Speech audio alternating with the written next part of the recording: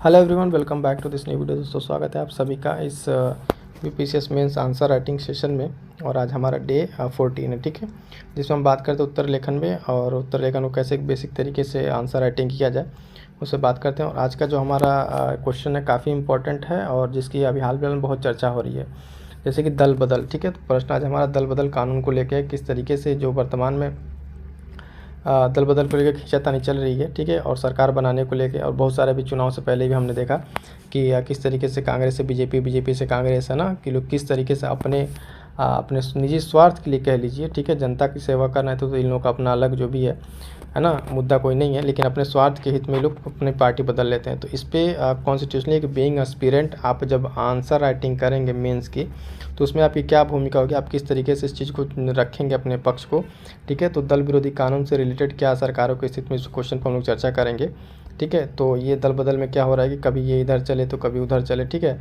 कभी सरकार गिर रही है कभी बन रही है, तो ये सब सारी चीज़ें देखने को मिल रही हैं, ठीक। तो इसके पर्सपेक्टिव में दोस्तों हमारा मेंस का क्वेश्चन क्या यहाँ पे बन के आता है उससे रिलेटेड देखेंगे कि आज का हमारा जो प्रश्न है इंपॉर्टेंट प्रश्न है, इसको ध्यान देंगे कि दल बदल विरोधी कानून, ठीक है, नेक मकसद सरकारों में स्थिरता लाना है, हालांकि इसे कभी कभी लोकतंत्र की मूल भावना के विरुद्ध भी कहा जाता है, चर्चा करना है, ठीक है। और ये क्या है, जीएस पेपर 2 का और पॉलिटी से रिलेटेड ये हमारा क्वेश्चन है। तो इस क्वेश्चन में जानेंगे कि दल विरोध बदल कानून विरोधी क्या है, कब आया, ठीक है, ये किस तरीके से बाकी चीज़ों को प्रभावित करता है ना। और ये क्वेश्चन काफ़ी इंपॉर्टेंट है, ठीक है। और डेली आंसर राइटिंग में हम आपको करा ही दे रहे हैं। बाकी आप इसमें आपको अगर कोई भी डाउट हो तो इसे कमेंट कर दीजिएगा, ठीक है। उत्तर में इसका हम देखेंगे, सबसे पहले इसमें देखेंगे दोस्तों कि प्रश्न को हल करने का हमारा दृष्टिकोण क्या, यानी किस अप्रोच से हम प्रश्न को हल करेंगे, इसमें क्या क्या चीज़ें होनी चाहिए, ठीक है। तो सबसे पहला जो इसमें परिचय में हम क्या देंगे कि दल विरोधी जो कानून है उसका मुख्य उद्देश्य लिखेंगे और इससे उत्तर की शुरुआत करेंगे। मतलब कि जैसे कि आप समझिए से कि जो दल विरोधी कानून है वो आया क्यों, इसका क्या रिलेवेंस था, क्या प्रासंगिकता थी इसको लाने की, क्या वजह थी, ठीक है। तो इस तरीके से इसका उद्देश्य बताते हुए हम लोग प्रश्न की शुरुआत करेंगे। आगे फिर इसके बारे में हम चर्चा करेंगे कि दल विरोधी जो कानून है उसके जो क्रियान्वयन उसके यानी इम्प्लीमेंटेशन में जो है उससे उभरने वाले मुद्दों पर क्यों चर्चा करेंगे, यानी इससे क्या क्या इसमें प्रॉब्लम्स आ रही हैं, ठीक है, वो सारी चीज़ें। फिर उसके बाद में बात करेंगे कानून को कैसे प्रभावित तरीके से और विश्वसनीयता से उसको बढ़ाने के क्या हमारे पास उपाय हैं। इस तरीके से हमारा क्वेश्चन कंप्लीट होगा। तो एक बार फिर से आपको ये चीज़ क्लियर हो जानी चाहिए, ठीक है, कि हम बात करें दल विरोधी कानून के बारे में, ठीक है। तो इसका उद्देश्य बताएंगे और किस तरीके से इम्पैक्ट कर रहा है, कहाँ कहाँ इसकी प्रॉब्लम्स है वो बताएंगे। फिर इसके बाद से क्या इसके पॉजिटिव एस्पेक्ट्स और सब सारी चीज़ें इसमें हम लोग डिस्कस करेंगे, ठीक है। तो चलिए स्टार्ट करते हैं यहाँ से परिचय से। परिचय में देखेंगे कि कॉन्स्टिट्यूशनली क्या इसका प्रावधान है उसके बारे में जानेंगे। पॉलिटी का क्वेश्चन है तो ज़्यादा तो कोशिश रही कि जो संविधान में इसके प्रावधान है उसी से इसको शुरुआत की जाए तो बेहतर होगा। तो 10वीं अनुसूची जिसे दल बदल विरोधी अधिनियम के रूप में जाना जाता है वर्ष 1985 में 52वें संविधान संशोधन के माध्यम से पारित किया गया तथा यह किसी अन्य राजनीतिक दल में जो दल बदल के आधार पर निर्वाचित सदस्यों की अयोग्यता का प्रावधान निर्धारित करता है। तो इसका बेसिकली मीनिंग क्या था यहाँ पे कि इसको पारित करने का ये था कि जो सदस्यों को अयोग्यता का प्रावधान है उसके बारे में ये बताता है, ठीक है। इसके बारे में से थोड़ा सा क्या कि हालांकि कुछ राज्यों में जैसे कर्नाटक, मध्य प्रदेश, गोवा और मणिपुर में राजनीतिक दल बदल से लोकतांत्रिक मूल्यों में गिरावट देखी गई है, ठीक है। तो करंट एग्जांपल्स को देखा गया। अब यहाँ पे एक पॉइंट यहाँ पर ध्यान देंगे कि ये जो दिया हुआ वर्ष और 52वां संविधान संशोधन, ठीक है, 10वीं अनुसूची में है और 52वां संविधान संशोधन 1985, ये प्री के लिए आप इसको नोट कर लीजिएगा। ये क्वेश्चन यहाँ पे कॉन्स्टिट्यूशनल अमेंडमेंट में प्री में आपका कई बार पूछा हुआ और इंपॉर्टेंट यहाँ से क्वेश्चन बनेगा, ठीक है। तो प्री के लिए वो इंपॉर्टेंट होता है। अब आगे हम देखते हैं, आपको बताएंगे कि जो दल विरोधी कानून है दोस्तों उससे संबंधित कौन कौन से मुद्दे हैं, किस तरीके से दल विरोधी कानून है जो वो आप देखेंगे कि यहाँ पे लोकतंत्र को कमज़ोर कर सकता है, ठीक है। तो पहला पॉइंट है इसमें हमारे पास कि प्रतिनिधि जो है लोकतंत्र को कमज़ोर करना, यानी प्रतिनिधि लोकतंत्र को कमज़ोर कर। इसमें क्या है कि जैसे मान लीजिए कि दल बदल, ठीक है, दल बदल विरोधी कानून के लागू होने के पश्चात सांसद या विधायक पार्टी के निर्देशों का पूर्ण रूप से पालन करना होता है, ठीक है, कि जो पार्टी का अपना रूल रेगुलेशन उसको फॉलो करना जरूरी होता है। इस हिसाब से कि अगर देखेंगे कि यह उन्हें किसी भी मुद्दे पर अपने निर्णय के अनुरूप वोट देने की स्वतंत्रता नहीं देता है, जिससे प्रतिनिधि लोकतंत्र कमज़ोर हो जाता है। यानी इस नियम के अनुसार कि जिस पार्टी से आप हैं, ठीक है, उस पार्टी का जो भी एक मैनिफेस्टो है या फिर जो भी उसका एक प्लान है उसके अनुरूप आपको भले आपको चीज़ समझ में आ जाए, आपका अपना पर्सनल ओपिनियन नहीं हो सकता वहाँ पे, आप पार्टी के निर्देशों का पूर्ण रूप से पालन करेंगे। यानी अगर आप उस पार्टी के हैं, पार्टी कोई चीज़ आप पारित करना चाहती है तो आपको पारित करना होगा, उस पर आपका स्वतंत्र निर्णय खतरे में है। ठीक है, इससे क्या होगा, प्रतिनिधि का लोकतंत्र कमज़ोर हो जाता है।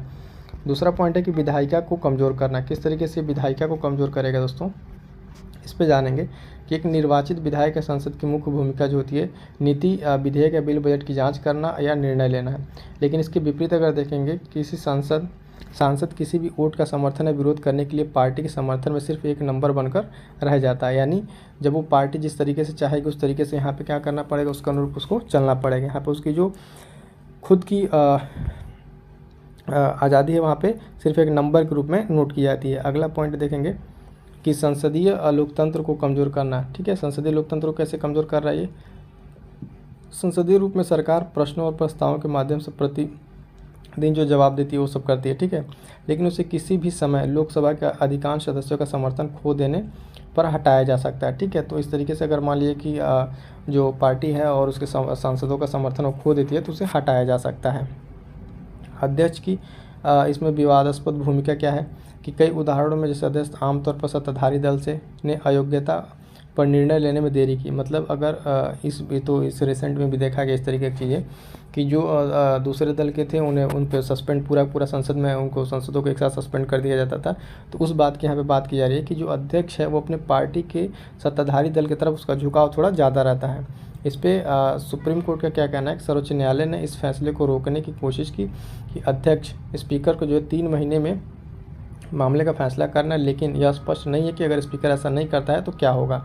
पिछले सेशन में हमने देखा था, पिछले वाले में कितने सांसद एक ही बार में क्या हो गए थे, सस्पेंड हो गए थे। ठीक है, अब यहाँ पे देखते हैं कि विभाजन की कोई मान्यता नहीं।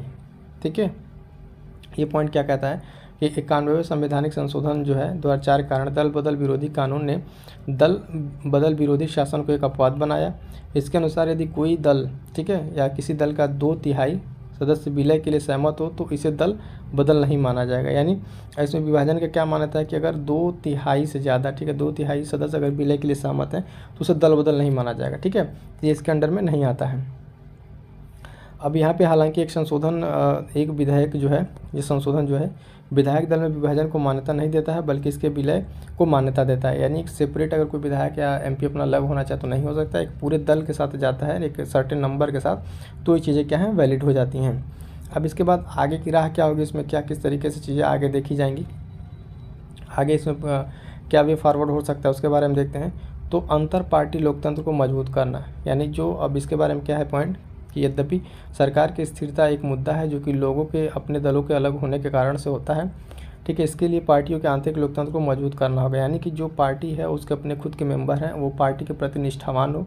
जैसा कि अभी आपने देखा रिसेंट में एग्जांपल देखेंगे कि इंदौर वाले जो लोकसभा चुनाव में वहाँ पे इंदौर पे जो प्रत्याशी था कांग्रेस का, ऐन वक्त पे आके क्या किया, पार्टी छोड़ के अपोजिशन पार्टी को ज्वाइन कर लिया। तो इस तरीके से अपने पार्टी के अंदर जो उनका अपना एक लोकतंत्र उसको मजबूत करना बहुत ज़रूरी हो जाता है कि ऐन टाइम पे आपका जो आपका प्रत्याशी वो छोड़ के दल को न जाए। अगला पॉइंट है राजनीतिक दलों को विनियमित करना। ठीक है, भारत में जो है राजनीतिक दलों को नियंत्रण करने वाले कानून की प्रबल आवश्यकता है। इस तरह के कानून में राजनीतिक दलों को आरटीआई के तहत लाया जाना चाहिए, साथ ही पार्टी के भीतर लोकतंत्र को मजबूत करना चाहिए। यानी इसमें क्या बात की जा रही है कि आरटीआई के थ्रू पारदर्शिता लाने की बात की जा रही है बेसिकली। ठीक है, तो इससे क्या होगा कि दलों में विनियमित जो करने की प्रोबेबिलिटी है वो बढ़ जाएगी। अगला पॉइंट है हमारे पास दोस्तों कि निर्णायक शक्तियों से अध्यक्ष को राहत देना। यानी सदन के अध्यक्ष का दल बदल के मामले में अंतिम प्राधिकारी होना शक्तियों के पृथक्करण सिद्धांत को प्रभावित करता है कि अगर वो फाइनल डिसीजन उसी का, फिर वही बात आती है कि अगर वो सत्ताधारी दल का है तो किस तरीके से निर्णय लेंगे, इस पर थोड़ा सा मामले को और सही से स्पष्ट होना चाहिए। इस संदर्भ में शक्ति उच्च न्यायपालिका या चुनाव आयोग या दूसरी ARC की जो रिपोर्ट है को हस्तांतरित करने से दल बदल को खतरे को रोका जा सकता है। तो इस मामले में जो सेकंड ARC रिपोर्ट है उसको कोट किया जा सकता है यहाँ पे। अगला एक पॉइंट है कैसे मजबूत किया जा सकता है, दल बदल विरोधी कानून के दायरे को सीमित करना। यानी जो कानून है उसके दायरे को सीमित करके प्रतिनिधि जो है लोकतंत्र को दल बदल विरोधी कानून के हानिकारक प्रभाव से बचाने के लिए कानून का दायरा केवल उन कानूनों तक सीमित किया जा सकता है जहां सरकार की हार से विश्वास की हानि हो सकती है। ठीक है, तो ये पॉइंट भी आई होप कि आपको समझ में आ गया होगा। तो ये सारे पॉइंट्स है दोस्तों इसमें इस चीज़ के लिए। अब बाकी इसका देखते हैं फाइनली कंक्लूजन में क्या लिखेंगे हम कि भारत में जो है दल बदल खतरा कई मुद्दों में से एक है जो भारत में स्वतंत्र और निष्पक्ष चुनाव प्रक्रिया को प्रभावित करता है। इस प्रकार भारतीय लोकतंत्र को मजबूत करने के लिए समग्र चुनाव जो चुनावी सुधार करने की आवश्यकता है। तो आप देख सकते हैं अभी रिसेंट में भी जो सरकार फॉर्म हुई है, ठीक है, मंत्री थर्ड टर्म में प्रधानमंत्री नरेंद्र मोदी ने शपथ ली, वहाँ भी किस तरीके से यहाँ पे इस चीज़ का खतरा मंडरा रहा है कि कब कोई पार्टी दल बदल ले और इस तरीके से इस चीज़ का नुकसान होगा, जो भारतीय लोकतंत्र को मजबूत करने में एक होता है ना कि एक निष्पक्ष तरीके से अपना जो काम करेंगे वो सरकार अब नहीं कर पाएगी, जो बड़े बड़े डिसीजन वो सरकार नहीं ले पाएगी। तो आई होप कि चीज़ें आपको करंट रिलेटेड पे टॉपिक समझ में आया होगा। जो भी आपके डाउट्स हैं कमेंट करके जरूर बताइएगा, ठीक है। को बता दें कि यूपी पीसीएस के लिए दोनों चीज़ें एक साथ पैरेलल डेट जिस तरीके से आ गई है वो दोनों चीज़ें इंपॉर्टेंट है। आप ही लोग की डिमांड पे यहाँ पे यूपी पीसीएस के लिए प्रीलिम्स के लिए जीएस की कंप्लीट टेस्ट सीरीज अगर आपको यहाँ चीज़ें प्रोवाइड करा दी हैं तो उसका लाभ आप ज़रूर लें, ये आपके प्रिपरेशन को ज़रूर बूस्ट करेगा, ठीक है। और इसमें हम आपको बताएं सारे सब्जेक्ट वाइज जितने सारे सब्जेक्ट आप यहाँ पे देख पा रहे हैं उन सबका कंप्लीट यहाँ पे प्रीलिम्स टेस्ट सीरीज आपको उपलब्ध कराया जा रहा है। अब तक में देखेंगे तो भूगोल का हो गया है, ठीक है, उत्तर प्रदेश हो गया और ये पॉलिटी चल रहा है, ठीक है, करंट अफेयर भी आपको यहाँ प्रोवाइड कराया जा रहा है। तो दोस्तों आप अपनी पढ़ाई को अपने साथ जारी रखिए, ठीक है, जो अपना पढ़ रहे हैं उसके साथ साथ अगर आप इस चैनल के माध्यम से जुड़े रहेंगे अगले 1-2 महीने में आप अपने अंदर बदलाव पाएंगे, मेरा पूर्ण विश्वास है, इसलिए कह रहा हूँ क्योंकि यहाँ पे आपको चीज़ें मेंस, ठीक है, मेंस की भी आपको तैयारी कराई जा रही है और प्री की भी, तो दोनों आपको एक साथ यहाँ पे करने को मिल जाएगा। तो इसलिए करें, जो भी दोस्त अब इस चीज़ को नहीं देखें फटाफट से जाइए देखिए और आपके जो भी सुझाव हैं वो आप कमेंट बॉक्स में ज़रूर बताइएगा, ठीक है।